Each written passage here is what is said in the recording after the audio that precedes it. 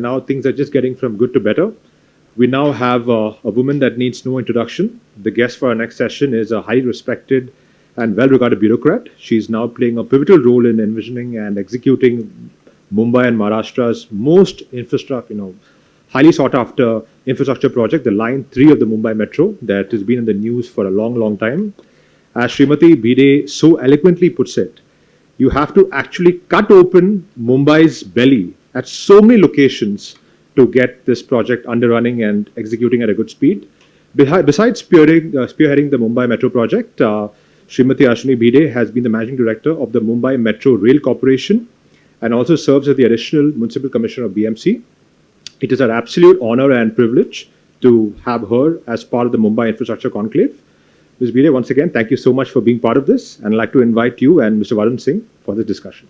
पहले तो बता दूं कि मैं बहुत नर्वस हूँ मैम के सामने and the main reason is कि हाल ही में एक पिक्चर देखी थी हनुमान, उसमें कुछ सुपर ह्यूमन के बारे में बोला गया था कि the kid wanted to be a super human and he was doing all the wrong things, so the mother says to become a superhuman, you don't need any extra powers. You're just an ordinary person with the willpower can do everything. And for the last so many years, that is what ma'am has defined for me.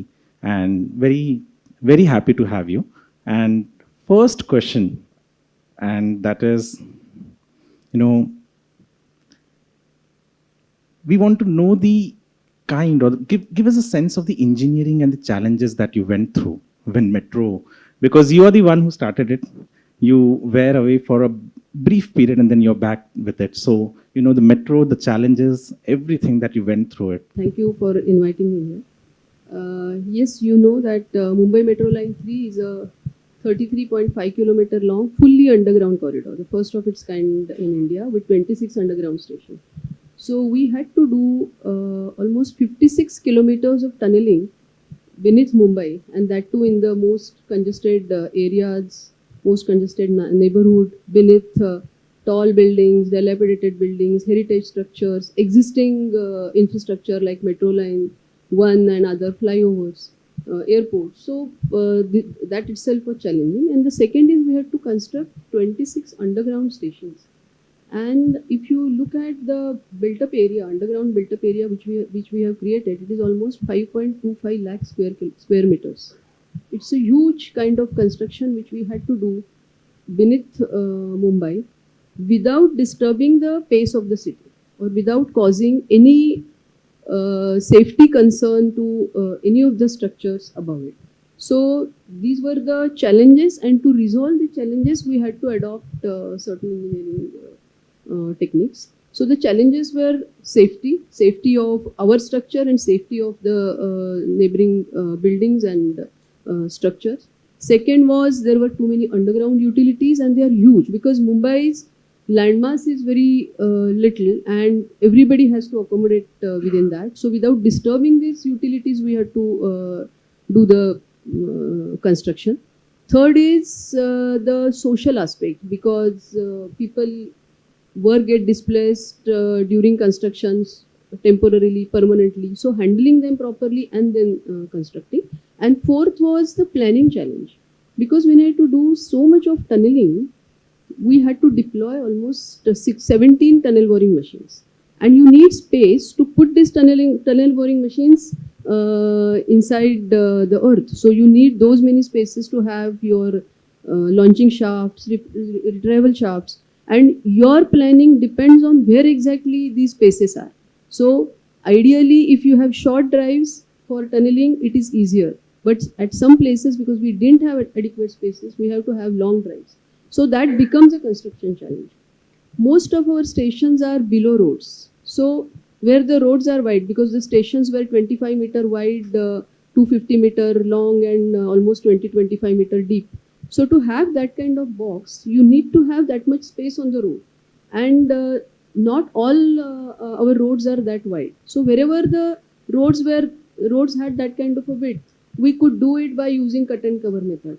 But where the roads were not, where they were small in width, there we had to go for another technology, that is New Austrian tunneling method, NATM, which is basically to have very small shafts through which we go inside and then start widening horizontally, using without any tunnel boring machine, using some equipment, and most of the work is manual.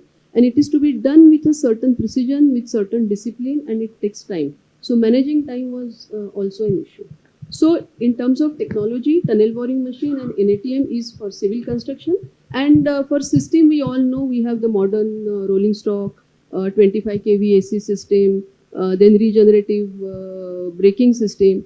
And our operation is a GOA4, that is the fully automated kind of operation. Though we won't be able to begin with it, but ultimately it will be a driverless operation. So that technology is also adopted. You know, ma'am, we spoke about technology and you also mentioned कि इमारतों के नीचे से जाना था ऐसे areas में जहाँ पे बहुत पुरानी बिल्डिंग्स थी, खास करके गिरगांव, योर द ठाकुर द्वार एंड मेनी अदर एरियाज. सो कितने कप चाय पीनी पड़ी आपको उनको कन्विंस करने के लिए? हाउ डिफिकल्ट और how easy it was? That was the most difficult part, rather, because it took almost 2.5 years basically to win the trust of those people. Because for Girgaon, Kalbadevi and this Grand Road station, we had to demolish almost 31 buildings with 750 odd families. And they were not the encroachers, or they were not the slum dwellers. They were official tenants in official buildings. And they had their other redevelopment options also with them, though those options were not feasible today, but they would have become feasible in future. And that is why they were not ready to get relocated at any other location. So naturally, we had to basically understand their aspirations and amalgamate them with our own plans. So we had to talk to them. I myself must have met them some 15-20 times in small groups. Then we had to set up an office there. I had a very brilliant team who could talk to them, convince them, and apart from them, to make their even buildings redevelopable, because they had very small footprints, and with the DP road kind of stipulations, that building otherwise would not have been redevelopable. So we had to go back to government, get some change made in the development control regulations. We requested the government that though these are scattered buildings, we would consider them as one cluster. And while we build our 3 stations, we will find out 2-3 such locations where we could build new high-rise buildings for them by using the total FSI. But doing this was not easy, because making these buildings ready for redevelopment in terms of documentation was also very difficult. So we engaged consultants, we engaged advocates, we collected all their documents on their behalf, went to MHADA, get their NOCs, and there was too much. I mean, what we did, if I start writing about it, it will be a whole big book. But we did, and our team did it rather, and we engaged with them, and finally everything happened smoothly. We didn't have to forcefully evict anyone. Everybody we brought in, and not only that, we gave them trust, because they thought developers come, some redevelopment project started, we were shifted maybe with a promise of rent for 1 or 2 years. The rent was given, the building is still not constructed. But we showed them all the plans before we shifted them.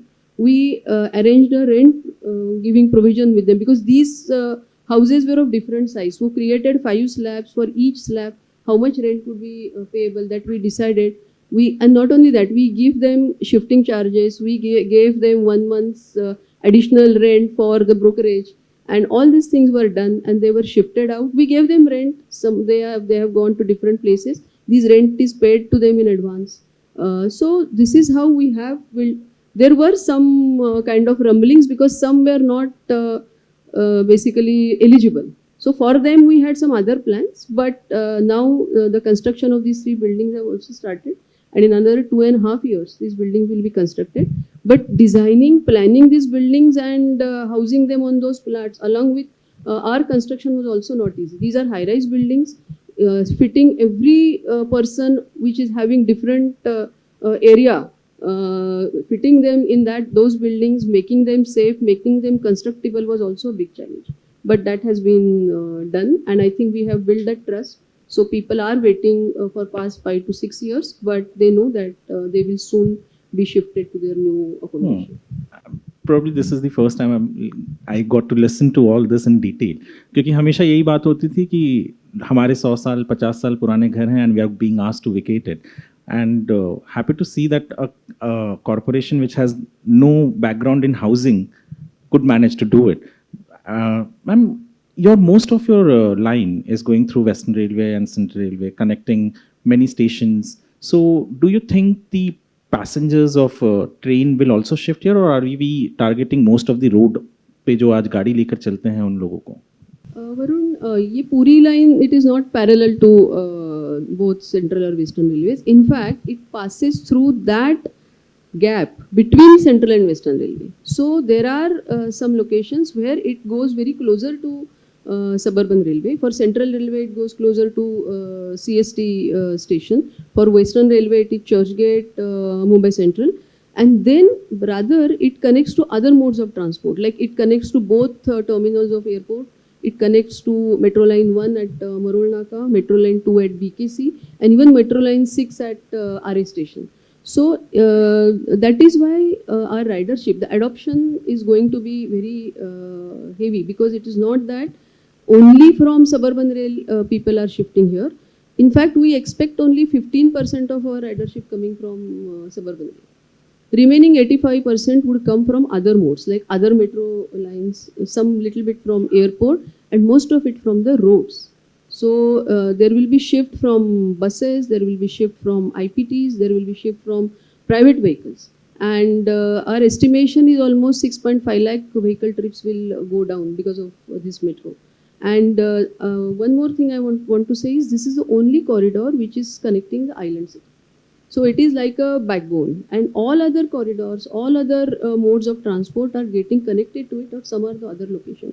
In fact, Metro Line 7, which is also coming up to airport now, so there both stations are just parallel to each other. So people from north, from even I think Dahisar, Andheri, that is that Metro Line 7, so they can also come and join this metro. So I think this is going to be an amazing line which will gather passengers from all other directions and take them to South Mumbai. And in addition to that, our stations are in such areas which are today very densely populated. They are near various business districts. They are very close to hospitals, very close to educational institutions. It was planned in that way. And that's why adaptation of that line by the passengers will not be an issue. Okay, so that was going to be my next question, ma'am. And thankfully you spoke on that. Ki we have this habit, Mumbaikars have this habit. I personally feel in 2014, the first metro line was successful because it connected two important stations, Ghatkopar here and Andheri there. So this line, we also, as you mentioned, we have stations. So how is the connectivity going to be there? Is it going to be very smooth, or do people have to get down, walk and go a long distance? No, it's a mix, because there are locations where we are very close to the other mode of transport, and at some locations we have created that opportunity. So because we could otherwise also have a lot of underground passages to connect the stations, but we have to take care of the cost also, because this metro is already very, very highly capital intensive. In CST, at CST station, there is already a pedestrian subway. So what we did, our station, we had again a small subway connected to the existing pedestrian subway. So there will be a very, very smooth movement from our Azad Maidan station or CSTM station to Suburban Railway station. At Churchgate, initially we had planned, because the distance between Churchgate metro station and the subway, which connects to Churchgate station, is about 150 meters only. So we had planned a subway, but it entailed cutting of more trees. So we dropped that. And it is just a pedestrian connectivity. But 150 meters is not that much, and people can easily go there.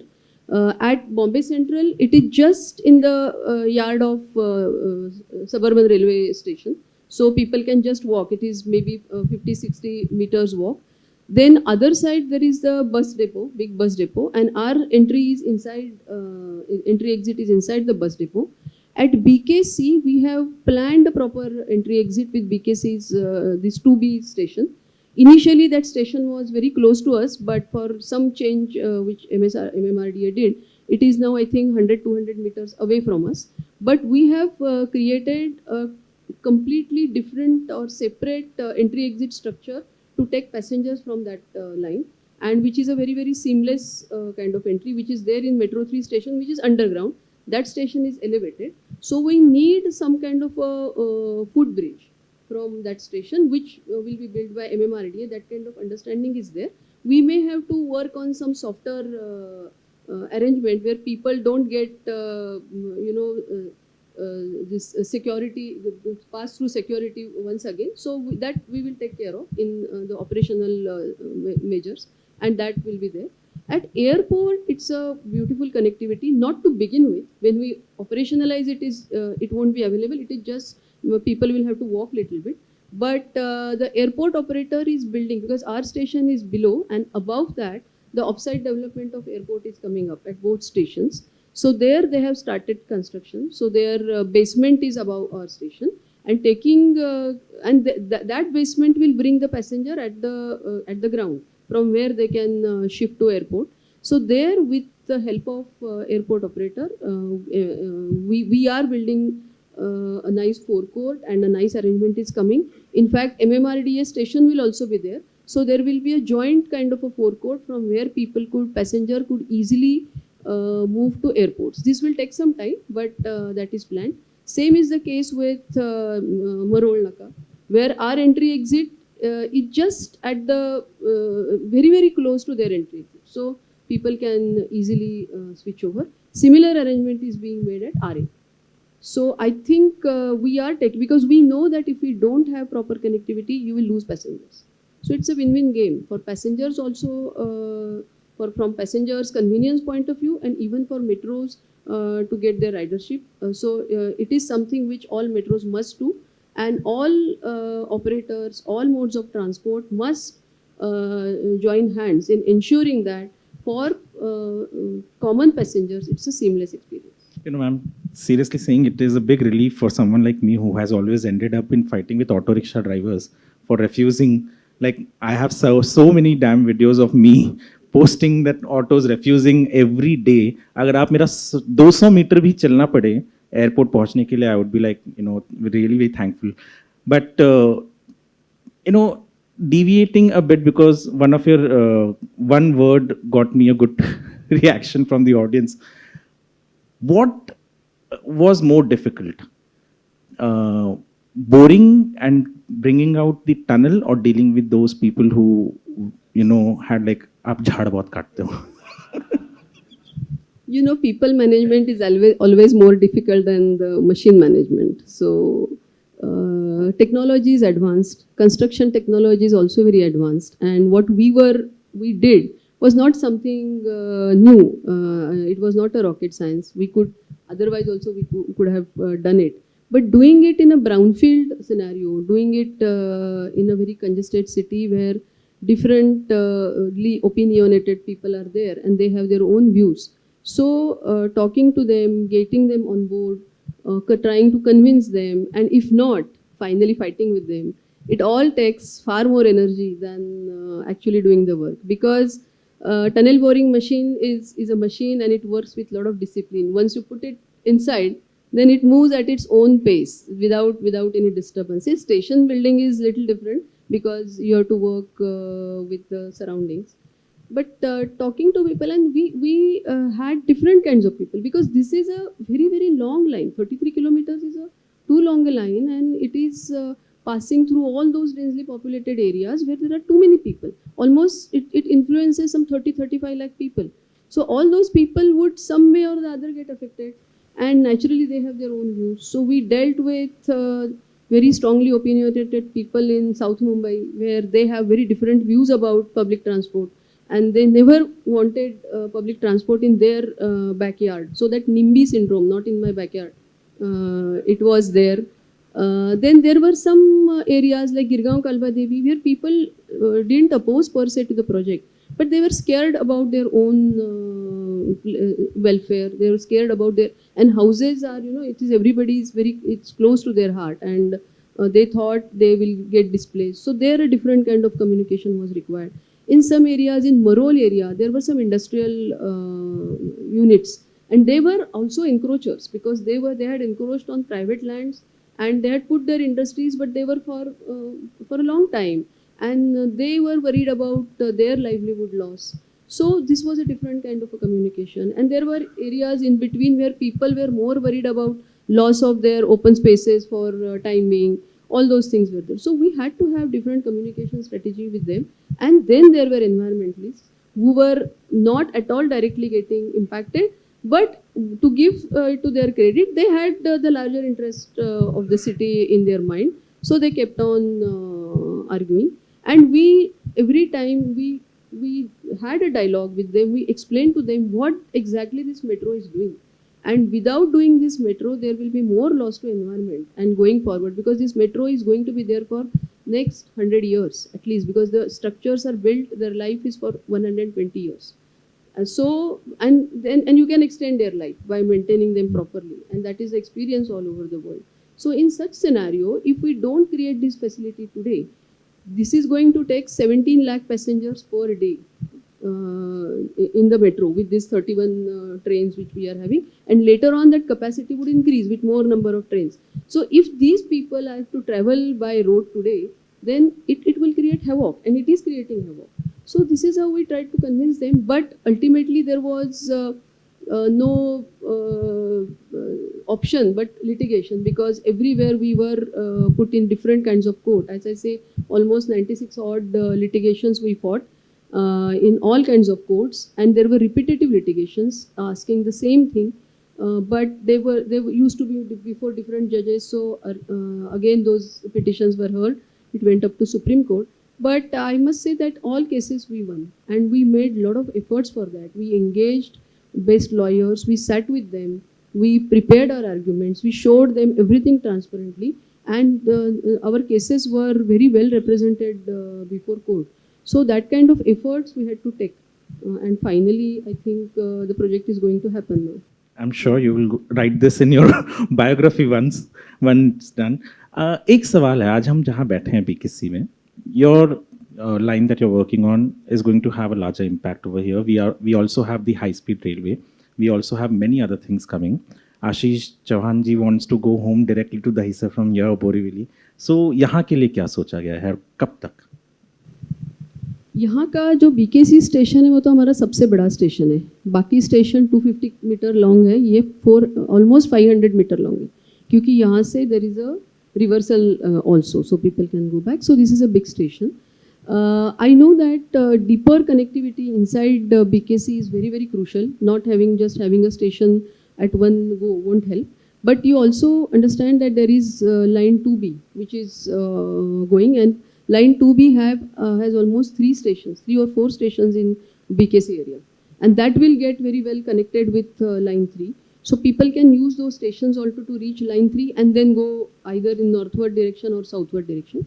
In addition to that, at all locations, what we have done, we have requested private entities which have huge employment centers or residential areas, and we have enabled a direct connectivity, underground connectivity from their structures to our metro. So that kind of scheme we had launched. We had sought expression of interest, and many such locations or entities have come forward. So even in BKC, the distance between high-speed rail station and our BKC station is about 1.3 kilometers, 1300 meters. So we have received 2 big proposals where big entities have shown interest in connecting an underground. We will share, the cost will be shared with them. And this will be done beneath Wakola Nala and by box pushing technique. So we will reach up to 700 meters from BKC with the current 2 proposals which are with us. So from those locations, people can directly come to Metro 3. And with further extension, we will look for some other private sector joining hands. And if not, we will have a direct dialogue with high-speed rail station, and we will establish that connectivity. So there will be a connectivity between high-speed rail station and the Mumbai Metro. And in future, very personal question, because I have to come to BKC from Kurla. कुछ ऐसा है कि मतलब Kurla station तक directly पहुंच जाओ या Bandra station तक डायरेक्टली पहुंच जाए, ऐसा कहीं कुछ प्लान कभी? We will plan. See, everything doesn't happen at day Overnight, one. yeah. Because you have to keep your project cost also in control, and you don't need, today we don't know the exact commuting pattern. There are so many lines coming up. So line 2 is also there, which will get connected directly to Bandra station also and Kurla station also. Yes. So that opportunity is already there. So we will see, we will study the commuting patterns, and we'll see where exactly the shoe is pinching in future, and what kind of additional measures to establish that smooth intermodal connectivity needs to be taken. Those measures will be taken. This question, ये तो मेरा है ही, but when most of these people sitting there पीछे जो media बैठी है, आगे जो social media influencers बैठे हैं, they were like, you have to ask this to ma'am. And I'm like, okay. But also even I wanted to know, it is a very simple question. When do you see, what is the timeline, realistic timeline for the, yes, and पहला phase अगर कोई है तो कब शुरू हो जाएगा? थोड़े से नंबर्स बताती हूँ पहले. टोटल प्रोजेक्ट जो है वो ऑलमोस्ट हमारा 89% कंप्लीट हो चुका है. फेज़ 1 96% कंप्लीट हो चुका है. 4% दिखता छोटा है, बट उसमें बहुत छोटी छोटी चीज़ें हो रही है. And our most important thing was the depot connectivity, because we got permission to start the depot just 1.5 years back. And after that also one small section, which is the shunting neck, that was again in litigation in Supreme Court, and we got that permission in last April. So that work, that final touches are still happening there. So we are expecting the full depot connectivity will be established in another 10-15 days. Once that is done, the rest of the depot is almost ready. We are almost there. Some our maintenance yards are coming. 13 trains are already parked there. And so we'll start bringing these trains here, and we are expecting that by 15-20th February our full trials, integrated trials would start. And after that it would take at least 3 months, 3 to 4 months, because we need all kinds of certifications, the RDSO certification, then our internal safety assessor certification, CMRS certification. So I'm hoping that by May end we would be able to commission phase 1, but I can't say it with, because finally the CMRS clearance is important, but we'll be able to offer it to CMRS much before that. So by May I think phase 1 should be up and running. Phase 2 we are trying our best, that is Kappared, we are trying our best to complete it by October. There also we have some problems. The problem is the Girgaon Kalba Devi stations, which started very late. Otherwise our package 1 is almost done, our package 4 is almost done, package 3 is nearly done. But Girgaon Kalba Devi, the earlier they are completed, and we are putting a lot of pressure on the contractor, so we'll be able to do it. But what we are trying to do is, even if we can't reach up to there, our package 4 up to Siddhivinayak is fully ready even today. So there is an interchange, there is a reversal at Acharya Atre Chowk, that is Varli Naka. So that is getting ready. So the moment that reversal that's a crossover, and that Acharya Atre station is done, because it is beyond Acharya Atre station, then we can extend this the operations up to Varli Naka, up to Acharya Atre station. So we'll do it in phases. We won't wait till that Girgaon station is completed. चलो, Tuesday visits to Siddhivinayak. But let me tell you, in 2024, the entire line will be operational and it will be available for Mumbai. I know many journalists looking at me from there. कि 2024 का deadline and May ना, तिथे बघा मंगल हनुवते बसली ती, मला सकाळपासून विचारते कधी सर. रोजच विचारते. Okay, you know, ma'am, Navy Nagar also it's getting extended. So how do you see that as, because the entire DPR has been prepared and everything has been done on that line, so you know. See, Navy Nagar is beyond our Kappared station, and that is about 1.5 kilometer long stretch. So there was a request from Navy that this is a strategic connectivity, and that entire Navy Nagar area needs this kind of connectivity. So they moved a proposal, and the state government also asked us to explore the feasibility.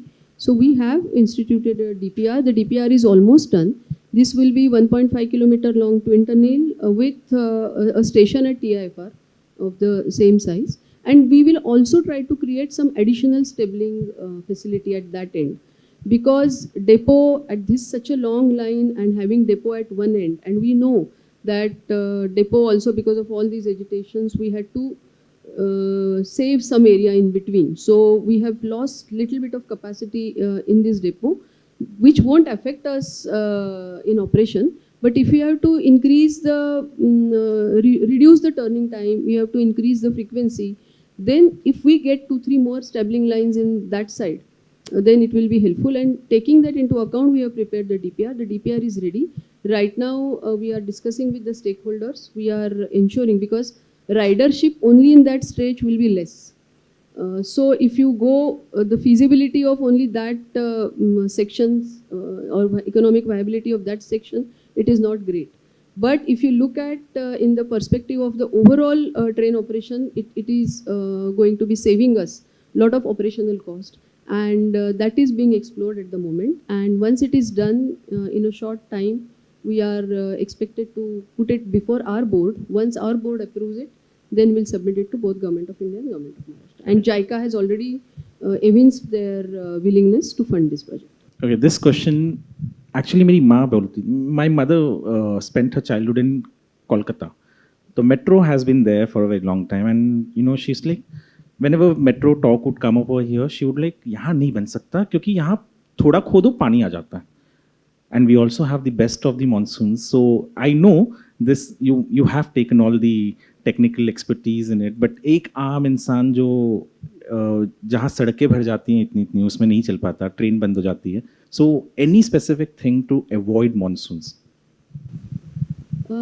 एक बात को ध्यान में रखना है कि whether it is a reclaimed land, whether it is water, whether it is anything, but beneath that there is rock. पानी के नीचे भी फाइनली रॉक होता है. और हमने जो टनल निकाली, हमने जो स्टेशन बांधे, they are in the rock. So और वो रॉक का बड़ा कवर है. And besides that, the way the tunnel is build, the stations are build, they are all watertight compartments. And that is why there is absolutely no reason why rainwater trickles down in that cavity. There is no reason. From the train water can go only through entry-exit structures and some ventilation shafts which we have throughout the corridor.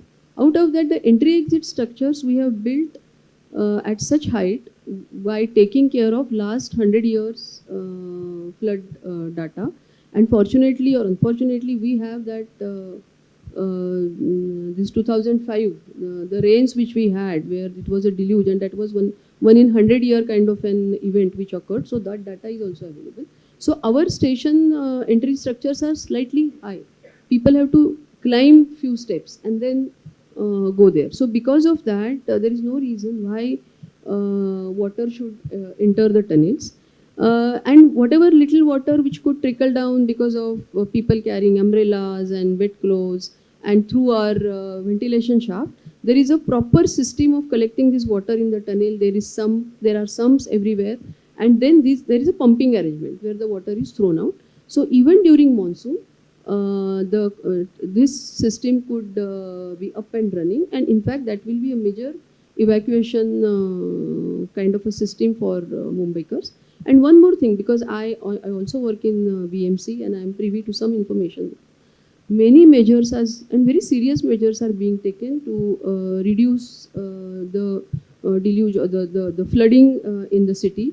All those vulnerable points which are low-lying areas in the city and where the water gets accumulated, we are trying to eliminate them by using different measures, and BMC is seriously attempting.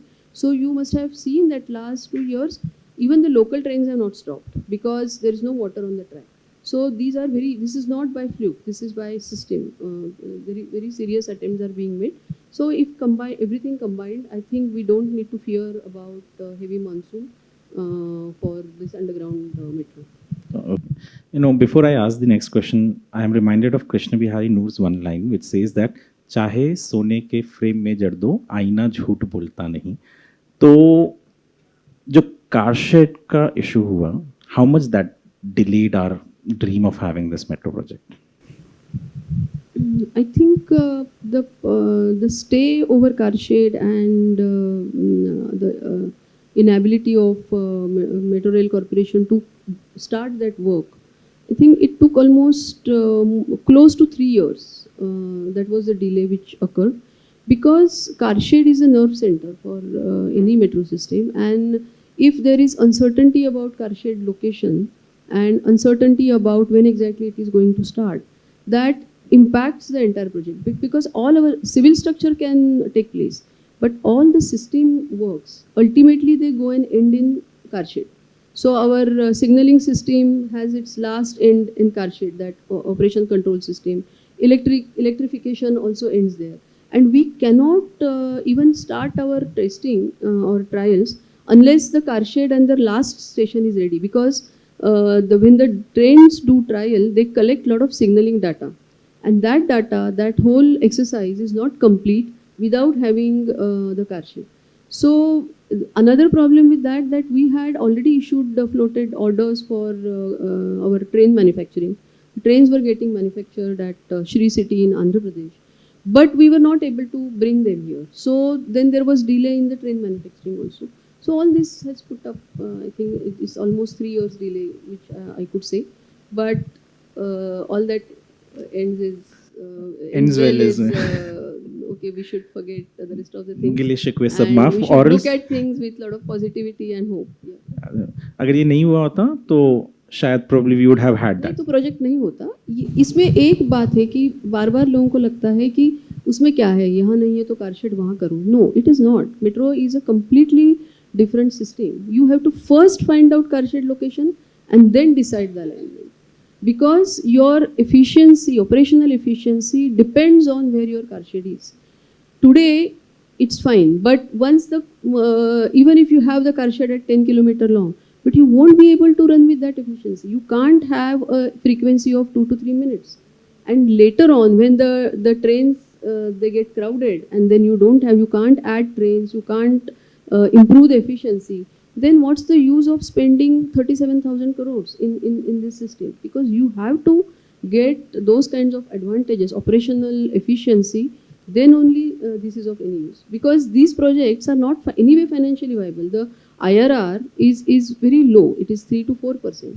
But why we go for these projects? Because of it is higher economic IRR. And that economic IRR also gets spoiled if we don't have the car shed at the right location. So we won't get anything out of it. You know, ma'am, I don't know how to put it. You took the chair, started it. Midway you left it, or you were shifted somewhere. Then you came back. So that day when you came back to MMRCL office, you know, a bit personal, what was the feeling? और मतलब कुछ ऐसा था जिद कि हाँ आप कुछ या नहीं, क्योंकि ब्यूरोक्रेट्स बहुत कम इमोशंस बताते हैं, उनके पास शायद वो अधिकार हम लोगों ने छीन लिया कि आप इमोशन नहीं दिखा सकते. तो how was it? I felt fortunate, first of all, because it's a very rare opportunity to go back and do something, and having that kind of trust placed in you, almost I was happy. And I was emotional too, because it's not that the project had stopped when I was not there. I will never say that only I could, because it was the team who was working. And even my successor did a great job in whatever limitations, because he had to work in a lot of limitations that time. So the project was moving. But obviously, the not having car shed, there was a shadow of it on that. So before I went there, the car shed issue was resolved. So I very well knew that if that issue is resolved, the project is going to happen. And that is why there were a lot of positive feelings about it. And I knew the team, we knew each other, we knew how to get things done. So, and the decision making was much easier and faster for me, because I knew most of the things. And at the last moment, we could, then it didn't take much time. Another thing was, even though I was shifted in that period, I got another opportunity of looking after Coastal Road project, and we could complete it also in that 3 years time when I was not there. We did Coastal Road project, so that experience was added, and so I think it was a very, very fortunate thing for me to again going back to it. Yesterday when I tweeted about Feb 19th Coastal Road, not many people are ready to believe it. A word from you probably would tell them that yes, it is going to happen on Feb 19th. No, yes, it can happen any time after 10th. We will be ready. That is phase 1. That is the southward section of Coastal Road, because the entire Coastal Road commissioning will happen in May. because we were little delayed on that bridge connecting to Bandra-Worli Sea. There was a fisherman issue which got resolved later on. We had to make some changes in the design. So that bridge will get completed by May end, and that is why the full commissioning by May end. So we can't start both sites, but LHS, that is from Worli Sea Face to Marine Drive, that is almost ready. The finishing touches are happening, and there will be 3 ramps, one from Worli, one from this Haji Ali area, and then the third is at Gulabai Desai Road. So all these 3 ramps will bring people on the coastal road, via coastal road to South Mumbai at Marine Drive, and that will be the distance will be reduced by from 45 to 50 minutes to 10 minutes, and that is a reality.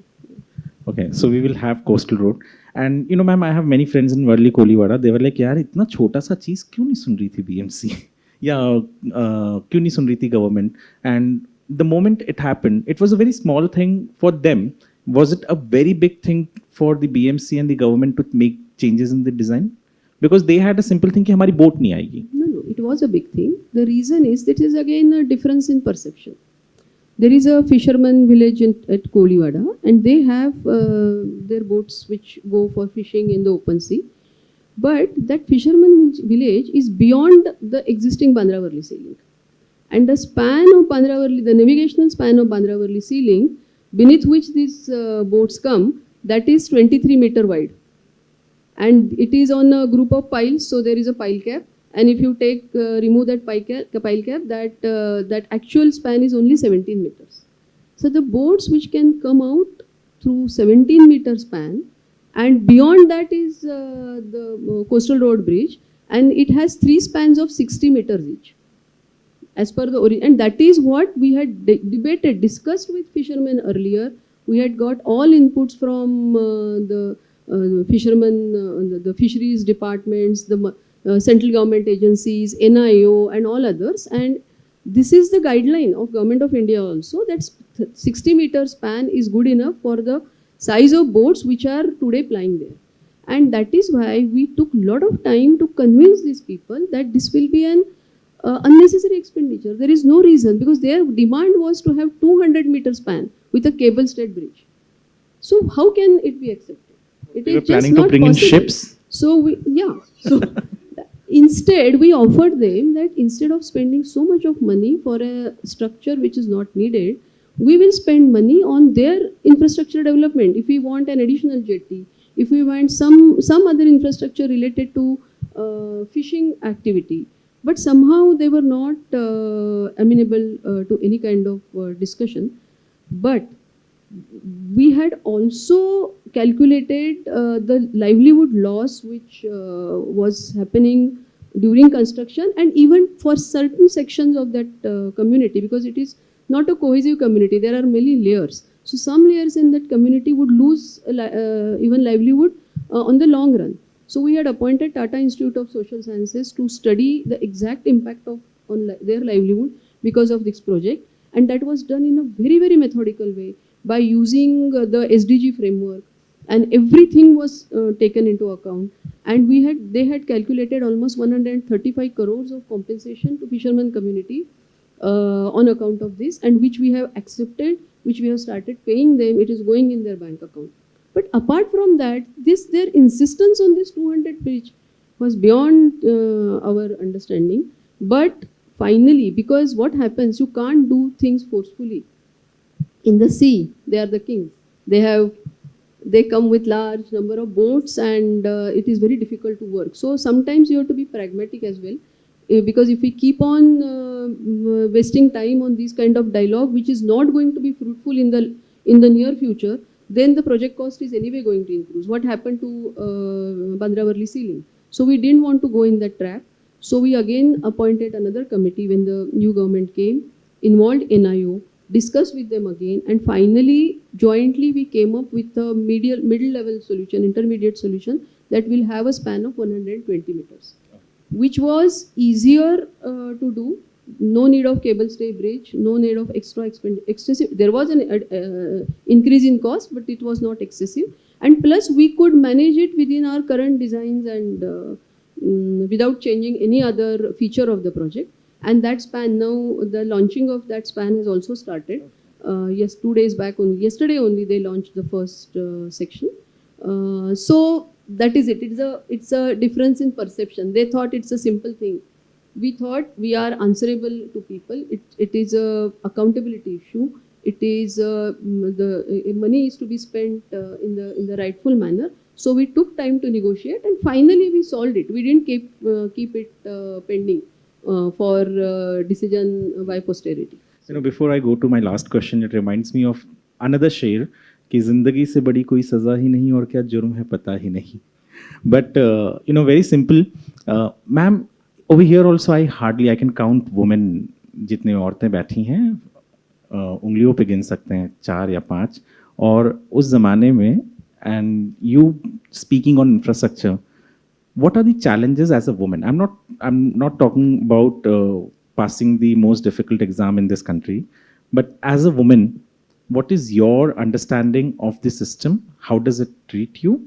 And what could be one simple single line advice that you could give to people who want to become and who want to be heard while they speak on infrastructure? I'm sure 10, 20 years before this time, people wouldn't have taken it very seriously. But now, whenever anyone wants to talk about metro, they, you know, there are many other agencies working, but जब metro की बात होती है तो एक ही नाम आता है अश्विनी भिड़े. So what exactly would be? Hard infrastructure sector, yes, it is a bit difficult for women. I am not talking about myself because I belong to a premier service and I come with my, it's not that I am posted here because I knew infrastructure. So that's why in a way my entry in the sector was very easy. Surviving here for me also was very easy because I was at the helm of the affairs and I had a huge team to support me. But normally for women or women engineers, it is a bit difficult because this is a hard infrastructure where you really be present physically, and the enabling situation is not available today which facilitates entry of women. But there are many architects, there are many planners, and even in system side, there are many women who are working in this sector who are not visible on ground, but they are there. But the absence in actual construction activity, absence of women is very much there. But it is not difficult. My one-line advice would be, please start small, start slow, but please start. Don't have apprehensions about it. The sector would create that space for you. And in Metro 3 also we had lady engineers and they did fabulously. In fact, one of our engineers, she was working here, she was working in the tunnel. Then she got married, she shifted to Delhi and she is working wonderfully in RRTS now. So it's not, it just, you have to be there. Even I felt the same. When I came here, I was surrounded by male colleagues, but they never felt, they didn't think that I was an outsider. In fact, they supported me. I'm not an engineer and because I'm from a generalist service, but they supported me in everything. They made me capable of, understanding the sector, taking right decisions, because without that probably they would have also been helpless if I had not taken the right decision. So they helped me, and that's what it happens. You have to start somewhere. Once you start, the place will be automatically there. So I would request many women engineers, women don't have any apprehension, just be in the sector, because unless they reach a sizable number, the situation won't be very conducive for them, because anyway it's a male sector, so everything is seen from a male perspective. So unless there are more women in that sector, things would change and they would always be welcomed in the sector. That's, you know, अधिकांश बातें हमने, we have touched most of the issues, but I know there would be some questions. I would only take 3 questions. So 1, 2, and 3, Akash. Can we give him the mic? And be very specific on your questions, please. वहाँ दे दो. हाँ, first let him ask, क्योंकि मैंने उनसे एक second आकाश, मैंने उससे पहले सेशन में ना माइक ले लिया था, उनके लिए सॉरी सुमित और वो. No issues. Ma'am, I think what you're doing is absolutely commendable with the Mumbai Metro, and it's going to change the way the city works practically, which nobody is able to see. But on another street level issue, is, do you feel we have the footpaths and the roads and everything leading up to the stations? Because the whole commuter experience, you know, if you see all other major cities, be it Paris, New York, Tokyo, I mean, we aspire to be like them, but we should not become Bangkok.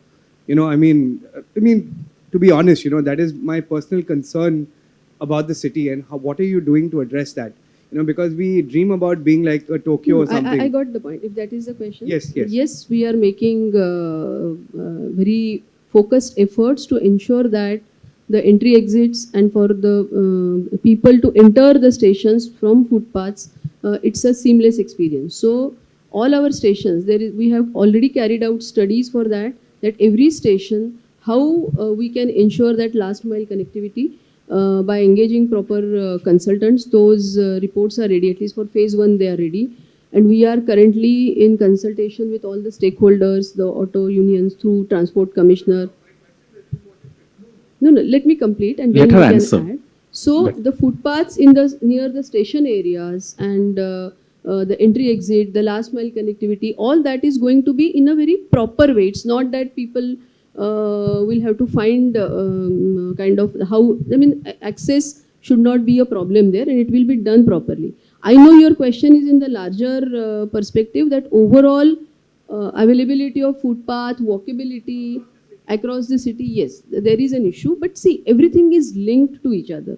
Unless we have a proper network of public transport, we can't have get a reduced road space, because the vehicles demand more road space, and that is why we have very little space for the pedestrian movement, and we have to make focused efforts. So metros or this kind of a public transport is a beginning towards that, and maybe municipal corporation will also have to chip in to ensure that the footpaths are maintained properly. Today, even if the width is less, ultimately the width will have to be more, road width will have to be less, and that will happen in future, in my view, if we have a very robust and equally efficient additional public transport network.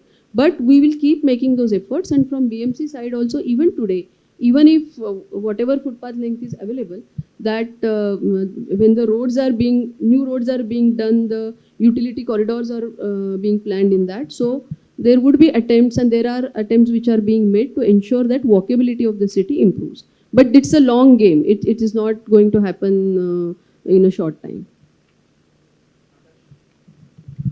Firstly, ma'am, thank you so much for doing what you were doing in Mumbai, and for decades people are going to remember the entire team. My question is about a visit that you made last year to NCRTC in March. So your team and you went and you like saw everything that was done, and we also saw the inauguration of the first stretch. So my question is, post that there was not much update. That after that visit, is anything in plans for Mumbai on the lines of RRTS? Are we going to see anything? And if yes, what are the preliminary plans that have been made right now? At the moment, there is no discussion on regional rail system in Mumbai, because Delhi, it's a different scenario. They are connecting to Meerut, they are connecting to outer cities. In Mumbai, if you look at MMR, there are some 17, 18 urban local bodies around Mumbai, and they are anyway today connected by suburban rail systems. Maybe later on, once the complete 14 lines of metro, they are commissioned across the region, suburban rail system itself would work like an RRTS. Or after completing this some of these lines, probably we'll have to find out some corridors where a direct connectivity without any stoppage. Maybe Mumbai Thana could also be an, we may need an RRTS, or Mumbai towards north, maybe Palghar, all those areas, probably there would be a need of RRTS. But today that discussion is not there, because we are still working on the metro corridors and establishing the metro connectivity. But that scope is certainly there. Last question. Yes. Ma'am, my name is Bhavin Bhuta. My question is, you mentioned that around about 6.5 lakh vehicles, will be off the roads, and around about 70 lakh passengers. So in terms of percentage of traffic, because a typical Mumbaiker will feel that when will this traffic congestion ease? So in next 1 or 2 years, we are looking at what, 10-20% of traffic reducing. And I have to add this, ma'am. Sometime in 2017, you attended a conclave in Bombay. I think it was by Lokmat Infrastructure. and you made a presentation on Mumbai Metro. I attended that. As a Mumbaikar, I am not affiliated to any media, and I thought it was a far-fetched dream. 2018, I saw Magnet Maharashtra having this Mumbai Metro stall. I was in Switzerland on a holiday, and I saw a museum where underground metro was there in 2019. And I thought sometime in Mumbai, something like this will happen. It is amazing feat, ma'am, that in 8-9 years, Maharashtra government, all of you have created that in 2024 we'll have a Mumbai Metro. It is absolutely unbelievable, ma'am, and hats off to you or your team, ma'am. Acha, you, No, you are. yeah, thank you so much. But I'll take your question part in that. Yes, there will be, once the metro starts, there will be certainly an impact on road traffic. I won't say that immediately 6.5 lakh vehicle trips would go down, because this entails the completion of entire network, because people should come from other modes of transport also, but it will go there after some time. There will be, because see, once additional mode of transport is there, there will be some release. Of course, there will be more vehicles on the road, but you have to give an alternative and more efficient kind of an option.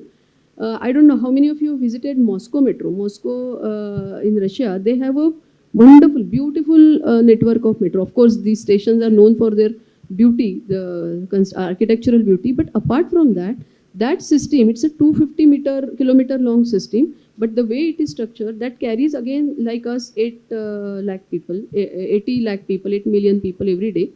And Moscow roads are 12 lane, 14 lane, 16 lane roads, huge old Russian kind of an era.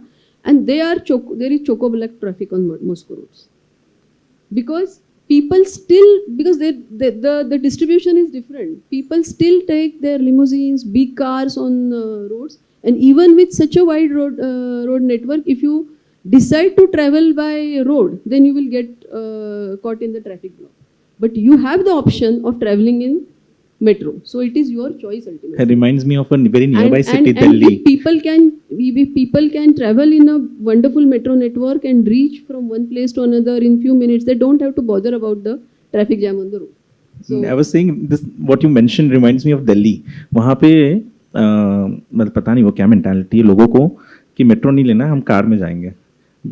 this is an attitudinal change which happens over a period of time. It is a cultural phenomena also. But Mumbai, I feel that it has always been a public transport city. There was a time when Ashish ji also said that he always used to travel on suburban rail. 85% of our trips used to happen on this public transport. First, people will take local and then BST bus. This is how Mumbai used to travel 2-3 decades back. But after that, because the train system got so overcrowded that its safety and comfort both got compromised, and that's why people shifted to roads and personal vehicles. But if you give an far more better, far more efficient, more comfortable and absolutely modern mode of transport, alternative system, I'm very sure that Mumbaikars will prefer that than going on by their cars. And just to add to what you said, when railways introduced AC locals, there was a lot of hue and cry कि कौन लेगा, कौन जाएगा, यार इतना महंगा है. आज मैम मैं बताता हूँ, I travel from Kalyan and you would see at least one tweet a week of mine where either you don't get forget getting a seat, the queue is so huge to get inside the train. And मैं एक ही चीज़ मानता हूँ कि मुंबईकर्स के पास पैसे हैं खर्च करने के लिए, आप उनको सुविधा दो.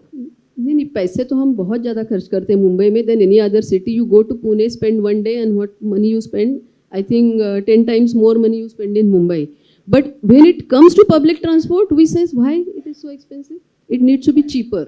And once you think of a cheaper product, then you can't complain about the quality.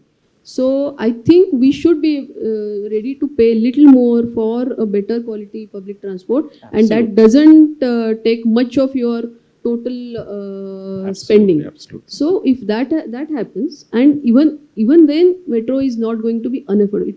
It will be an affordable transport and it will be a far better transport. Only pain is doing it faster in a already congested city, which is a financial capital of India. So much of economic activity is happening here. So you can't stop the existing activity and build these things. So the construction period, the execution time gets longer. But doing such a project even in 7, 8, 9 years is a big thing, and that is happened because of the support from the citizens and the trust they have placed in organizations like us. And we keep doing these kinds of projects in such systematic way, and probably Mumbai will be a changed city. Metro में गाड़ी लेकर station जाने का कोई concept ही नहीं है, पहली बात. The reason it is not like suburban system. Suburban में 2 स्टेशन में 2 किलोमीटर का, 5 किलोमीटर का, 6 किलोमीटर का डिस्टेंस होता है. और अब हमारी जो सबर्बन लाइन है वो बस 3 लाइनें हैं. एक सेंट्रल लाइन है, वेस्टर्न लाइन है, हार्बर लाइन है. बट मेट्रो जो है वो सारे it is going in every nook and corner of the city. पूरा नेटवर्क होने के बाद की बात करती हूँ मैं. और 2 स्टेशन के बीच का डिस्टेंस होता है 1 किलोमीटर से भी कम. तो आप बीच में हो तो 500 मीटर इधर उधर है. तो आपको there is no concept in metro कि आप व्हीकल लेके जाए. शुरू में ये होगा बिकॉज आपकी सारी लाइन्स नहीं है. So you use some auto और टैक्सी फॉर दैट और some other transport. But later on, no city in the world would have these kinds of parking spaces around metro stations. That we must understand. I would like to end this session with just one expectation कि कल मैं जब मतलब कल नहीं आने वाले कल में जब मेट्रो बन जाए, मैं जो शर्ट पहन के निकलूँ आयरन्ड हो, वो ऑफिस पहुँचने तक भी उसी तरीके की इस्त्री उस पर बनी रहे. Thank you, ma'am, for having me. Thank you so much.